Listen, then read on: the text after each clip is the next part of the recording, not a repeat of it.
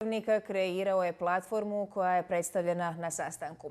No, platforma koja pretpostavlja formiranje nekoliko multietničkih izbornih jedinica koje su istovremeno i gradska područja koja se protežu preko Neretve nije naišla na odobravanje svih aktera.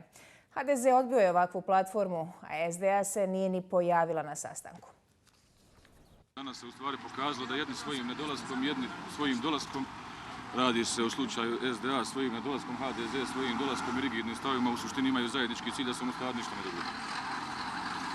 To je otprilike zaključak. Nema konkretnih zaključaka? Pa nema apsolutno bilo koji prijedlog koji se pojavi kao neki pokušaj kompromisnog prijedloga kada je u pitanju decentralizacija i pokušaj pronalaska rješenja koji će razbiti strahove u gradu Mostaru, nailazi na vrlo radikalan otpor od strane HDZ-a i u suštini mi smo kao SDP donijeli jedan zaključak koji je vrlo jasan u jednoj rečenici da očigledno imaju zajednički cilj SDA i HDZ kao koalicija koja već 14 godina obnaša vlast u gradu Mostaru, da jedni svojim nedolaskom, jedni svojim dolaskom ovaj proces opstruiraju i očigledno pretpostavka je i da se negdje vjerovatno vode i neki paralelni dogovori među ove dvije stranke.